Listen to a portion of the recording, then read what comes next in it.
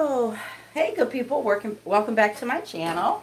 So, I am trying my hand again at the tempeh bacon. I tried a different recipe this time, and it doesn't look the way it looked when I did the other recipe. And I don't remember, I have it saved somewhere, but I was like, well, I'll just try a different recipe just to see. This recipe didn't call for it to be marinated, but I marinated it anyway because, I'm all about a good marinade and a good saute, honey. So I went ahead and still marinated it for like 20 minutes or maybe even longer, maybe a half hour, because I let it marinate while I was doing some other things. But so to show you in the skillet what it's looking like. Looks good. I'm gonna turn it over pretty soon. Oh, you can see real good. I'm gonna turn it over pretty soon. And yeah, so I'm trying my tempeh bacon again. So I'm obviously making a TTLA. I'm calling it my TTOLA because I put onions, child, on mine. And forgive me if feel like I'm gimping along a little bit. I am gimping a little bit. My knee is bothering me today. Or as Tabitha Brown would say, my knee is hurting me right much today. So she don't talk about pain. She just talks about when she's doing a lot of something, she'll say right much. So my knee is hurting me right much today. So I'm trying my hardest not to burn it, honey, because but it's starting to look all right. It's starting to look. Now, one of the main things that I noticed that this recipe did not call for, it didn't call for apple cider vinegar. And I'm like, I wonder why not.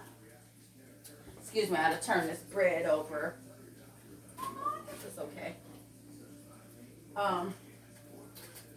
Thought it needed to be toasted a little bit more, but it doesn't.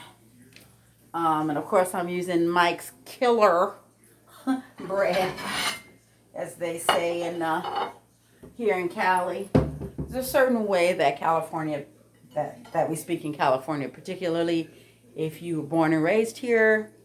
I'm not born and raised here. I'm a transplant and happy to be so. But anyway, that is Mike's Killer bread. And so, but again, it didn't call for the apple cider vinegar, and I was like, oh, I wonder why not. But one of the things I thought why the other recipe maybe called for is because it dries, right? So it dries things out, so stiffens it up a little bit and make it feel more like bacon probably. Now I didn't burn this bacon, but it is still got like a brown, it's pretty dark, but it is definitely not burnt.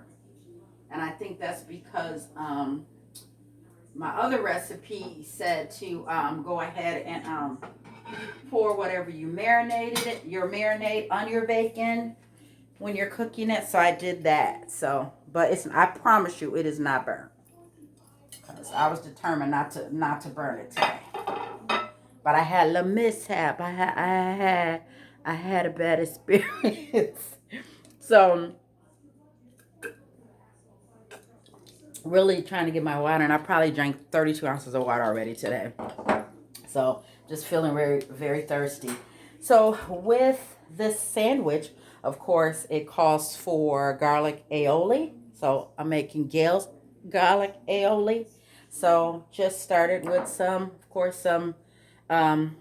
Megan, vegan mayo. And I bought some more this morning. I just ran in the store real quick because I wanted to get some just egg. And I was like, oh, I better get some more mayo because I was just about out.